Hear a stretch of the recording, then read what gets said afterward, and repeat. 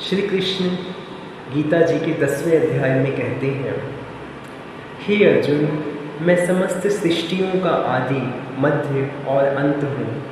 मैं समस्त विद्याओं में आध्यात्म विद्या हूँ और तर्कशास्त्रियों में मैं निर्णायक सत्य हूँ।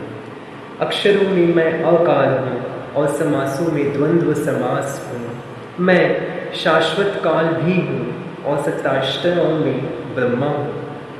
मैं सर्वभक्षी मृत्यु हूँ और मैं हूँ आगे होने वालों को उत्पन्न करने वाला हूँ। स्त्रियों में मैं कीर्ति, श्री, वाक, स्मृति, मेधा, धृति तथा क्षमा हूँ। मैं सामवेद के गीतों में बृहत साम हूँ और छंदों में गायत्री हूँ। समस्त महीनों में मैं मार्गशीर्ष, अघन तथा समस्त ऋतुओं में फूल खिलाने वाली बसंत हूँ। मैं छलियों में जुआ हूँ और तेजस्वियों में तेज हूँ। मैं विजय हूँ, साहस हूँ और बलवानों का बल हूँ। मैं वृष्णिवंशियों में वासुदेव और पांडवों में अर्जुन हूँ। मैं समस्त मुनियों में व्यास तथा महान विचारकों में उष्णा हूँ। अराजकता को दमन करने वाले समस्त साधनों में से मैं दंड हूँ और जो विजय के आकांक्षी हैं उनकी मैं नीति हूँ। रहस्यों में मैं मौन हूँ और बुद्धिमानों में मैं ज्ञान हूँ। यही नहीं, हे अर्जुन, मैं समस्त सृष्टि का जनक बीज हूँ। ऐसा चर तथा अचर कोई भी प्राणी नहीं है जो मेरे बिना रह सके। हे परंतप, मेरी दैवी विभूतियों का अंत नहीं है। मैंने तुमसे जो कुछ कहा वह तो मेरी अनंत विभूतियों का संकेत मात्र है।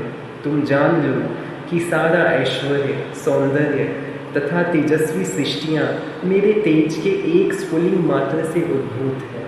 श्री कृष्ण के इस विराट रूप की महिमा अपरंपार है और हमें गीता जी के भागवत के इस अध्याय में, 10वें अध्याय में श्री कृष्ण अपने सभी स्वरूपों की चर्चा करते हुए हमें बहुत सारा ज्ञान देकर गए हैं।